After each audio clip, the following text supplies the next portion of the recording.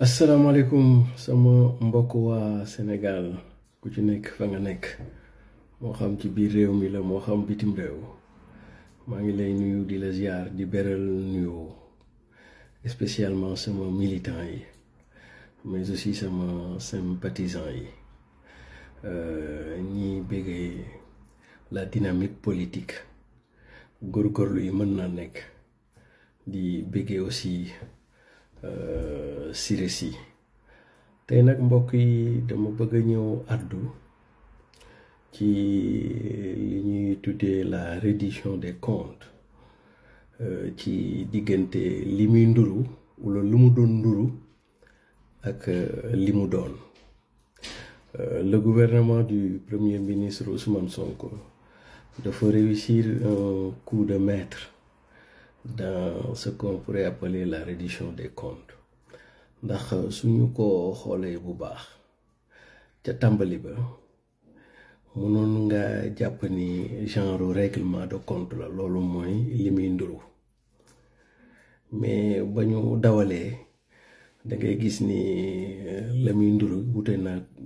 lool la mu doon doonul règlement de compte mais c'est bien la reddition des comptes ci foofu ci le gouvernement bi am benn coup de maître bu mu def xam nga lu tax ndax la majeure partie ci ñi nga xam ne ñi ngi leen di tudd dans le cadre de la reddition des comptes ñu ci bari ci ñoom dañu amoon ay ndomba tànk ñu ci bari ci ñoom ay ministre nañu woon wala ay DG nañu woon mais surtout dañu amoon coloration politique ba tax na soo leen laalee rek automatiquement mën nañu indi débat bi orienté ko ci champ politique mais le coup de maître bi gouvernement bi def mooy au lieu mu commencer la reddition des comptes par le haut mais daf ko commencer par le bas parce que bu ngeen ko fàttali ko ca ñu jotoon a jàpp ku mel ni Farba ku mel ni Tahirou ñoom jotewuñu ak dara administration publique maanaam du ñu ay fonctionnaire te liggéeyuñu état ay privé nañu kon donc dafa mel ni le coup de maître bi gouvernement bi def mooy tàmbali la reddition des comptes par le bas c'est-à-dire jàpp les hommes d'affaires ou les businessmen yoo xam ne dañu luyee woon ñooñu boo leen jàppee nag ñoom après ñoo lay permettre nga remonter par le haut masalan li fi xew ci diggante Ismaïla Madior Fall ak benn entrepreneur bi ñuy wax kon donc nga gis ni gouvernement bu su tëboon laal les anciens ministres ak yooyu dañu naan dañu koy mën nañ ko dévier ci benn débat politique mais dafa laal ñi mu doon jëflanteel ci wàllu business ñooñu su boobaa ñoom ñoo leen di yooleel kilifa yi nga xam ni ñoo nekkoon ci nguur gale te politiquement ils étaient ancrés boo dee jël ci benn cas d'exemple wala cas d'école mooy affaire le professeur Ismaïla Madior xam nga gouvernement bi su demee wóolu businessman yi doon traité ak ñoom kooku ne ko jox naa ko kii ne ko joxuma ko kon donc dafay nekk ci diggante ñaari citoyen sénégalais kii wax lii kii weddi lii su boobaa gouvernement bi dootu leen àtte mais yoon moo leen di àtte dafa mel ni comme si le coup de maître réside en ce sens que le gouvernement dana jàpp ñi ci suuf yoole ñi ci kaw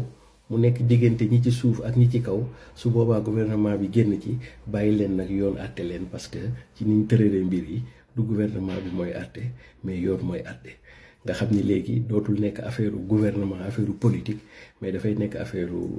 citoyen tout court boo xam ne justice bi et c'est là où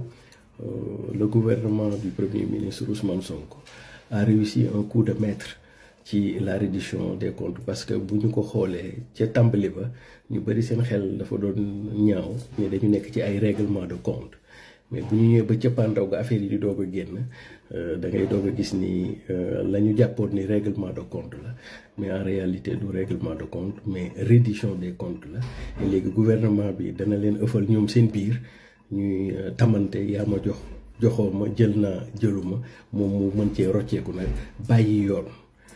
mu daal di àtte ca la mu war a àtte kon donc bravo au gouvernement du premier ministre Ousmane Sonko ci tactique bi ci approche méthodologique bi parce que sinon lu ko du noonu mooy rek yëf yi politique daf ciy rax te politique moom bu ci raxee day mel ni poussière doo mën a xam wala doo mën a teel a xam fu dëgg ki féete jaageen jëf. La reddition des comptes ci diggante li muy nduru wala lu mu doon nduru ak li mu doon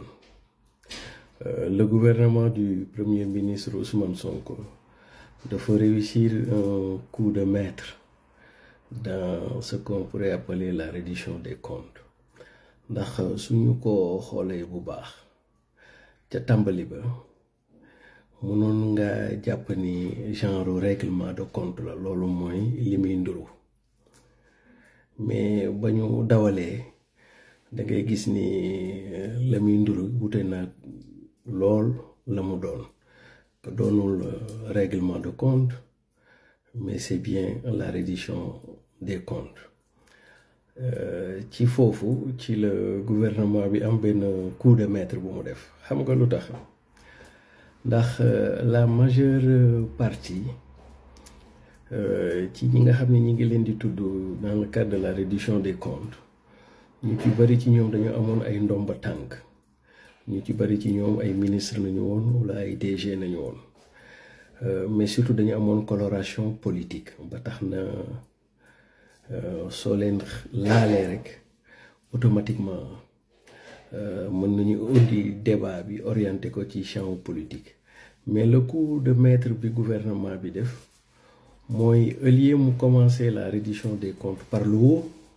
mais daf ko commencer par le bas parce que bu ngeen ko fàttaliko ca ñu jotoon a jàpp ku mel ni Farba ku mel ni Tahirou ñoom jotewuñu ak dara administration publique maanaam du ñu ay fonctionnaire te liggéeyuñu état ay privé nañu kon donc dafa mel ni le coup de maître bi gouvernement bi def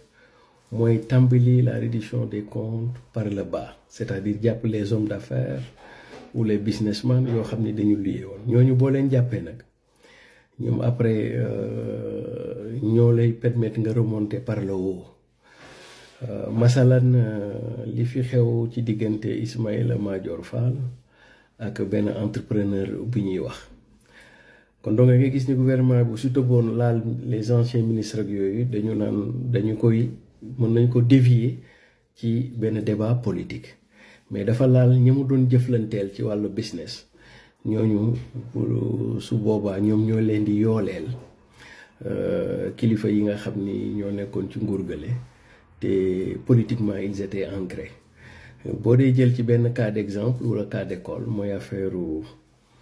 le professeur Ismaïla Madior xam nga gouvernement bi su demee wóolu businessman yi doon traité ak ñoom kooku ne ko jox naa ko kii ne ko joxuma ko kon donc dafay nekk ci diggante ñaari citoyen sénégalais kii wax lii kii weddi lii su boobaa gouvernement bi dootu leen àtte mais yoon moo leen di àtte dafa mel ni comme si le coup de maître réside en ce sens que le gouvernement dana jàpp ñi ci suuf yoole ñi ci kaw mu nekk diggante ñi ci suuf ak ñi ci kaw su boobaa gouvernement bi génn ci bàyyi leen nag yoon àtte leen parce que ci niñ tërëree mbir yi du gouvernement bi mooy àtte mais yoon mooy àtte nga xam ni léegi dootul nekk affaire gouvernement affaire politique mais dafay nekk affaire citoyen tout court boo xam ne justice bi et c'est là où le gouvernement du premier ministre Ousmane Sonko a réussi un coup de maître ci la reddition des comptes parce que bu ñu ko xoolee ca tàmbali ba ñu bari seen xel dafa doon ñaaw mais dañu nekk ci ay règlement de compte mais bu ñu ñëwee ba cëppaandaw ga affaire yi di doog a génn da ngay doog a gis ni la ñu jàppoon ni règlement de compte la mais en réalité du règlement de compte mais reddition des comptes la et léegi gouvernement bi dana leen ëffal ñoom seen biir ñuy tamante yaa ma joxoo ma jël naa jëluma moom mu mën cee rocceeku nag bàyyi yoon mu daal di àtte ca la mu war a àtte kon donc bravo au gouvernement du premier ministre Ousmane Sonko ci tactique bi ci approche méthodologique bi parce que sinon lu ko du noonu mooy rek yëf yi politique daf ciy rax te politique moom bu ci raxee day mel ni poussière doo mën a xam wala doo mën a teel a xam fu dëgg ki féete jaageen jëf